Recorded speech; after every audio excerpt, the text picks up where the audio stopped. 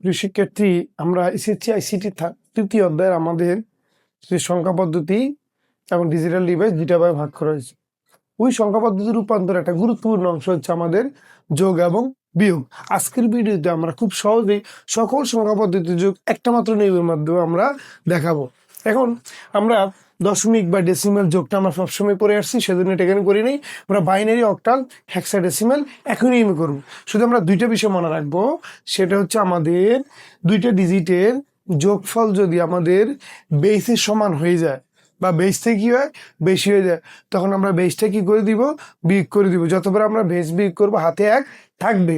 শুধুমাত্র দুইটা বিষয় মনে রাখবো যে দুইটা ডিজিটের যোগফল যদি আমাদের বেস কি করে দেয়, বেসের সমান হয়ে যায় বা বেস থেকে বেশি হয়ে যায়, তো আমরা বেসটা কি করে দিব, বিয়োগ করে দিব। যতবারে বেস বিয়োগ করব হাতে এক থাকবে। যেমন বাইনারি আমাদের বেস কত, বাইনারি বেস হলো আমাদের 2, তাহলে 1 1 এখানে যোগ করলে আমার যোগফল হয়ে যায় 2, কিন্তু আমি 2 বসাতে পারবো না, কারণ এক একে যোগ করলে 2 বসাতে পারবো না। আমরা বলছি ভিত্তির বাইনারি বেস হলো 2, তাই ভিত্তির সমান হলে আমরা বেসটা কি করে দিব, বিয়োগ করে দিব। তাহলে 2 থেকে 2 বিয়োগ করলে কি থাকবে, 0। যতবার আমরা বেস বিয়োগ করবো হাতে কি থাকবে, এক থাকবে।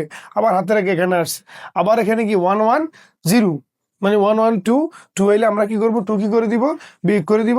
তাহলে আমরা এখানে কি থাকবে, 0 থাকবে। আবার হাতে কি থাকবে, এক থাকবে। তাহলে এখানে হয়ে গেছে এখন 3টা 1, মানে 3।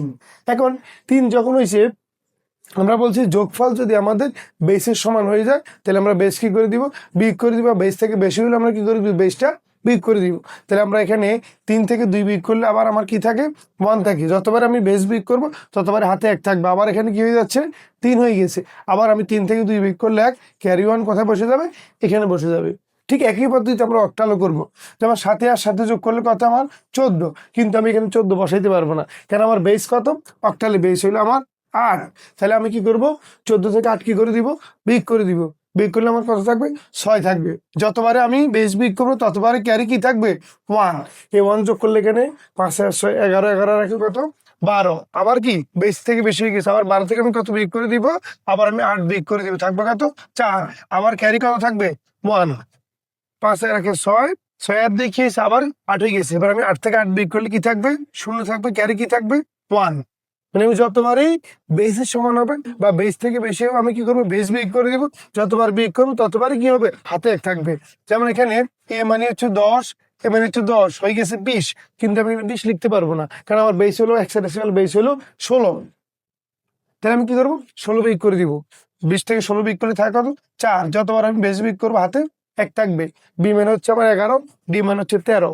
তাহলে 11 আর 13 হচ্ছে আমার কত, 24। 24 আর 1 25, 25 থেকে 16 বিয়োগ করলে কত থাকবে, সেখানে আমার 9 থাকবে। আবার ক্যারি কি থাকবে, 1 থাকবে। 10 10 20, 20 আর 1 21, 21 থেকে 16 বিয়োগ করলে কত থাকবে আমাদের, সেখানে 5 থাকবে। আবার হাতে কত আছে, 1 আছে। 1 আবার কোথায় চলে আসবে, এখানে বি মানে হচ্ছে 11, ডি মানে হচ্ছে 13। 11 13 24, 24 এর আগে কত, 25। 25 থেকে 9 বিয়োগ করলে আবার 25 থেকে 16 বিয়োগ করলে আমার কত থাকবে, 9 থাকবে। ক্যারি কত থাকবে, 1।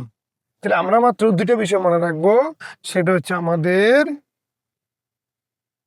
যোগফল ভিত্তির সমান বা বেশি হলে ভিত্তি কি করে দিব, বিয়োগ করব, এবং হাতে কি থাকবে, হাতে এক থাকবে। তার মানে যতবারই আমি বেস বিয়োগ করব ততবার আমার হাতে এক থাকবে। খুব সহজেই তোমরা একই নিয়ম অনুসরণ করে 4টা যোগ করতে পারো।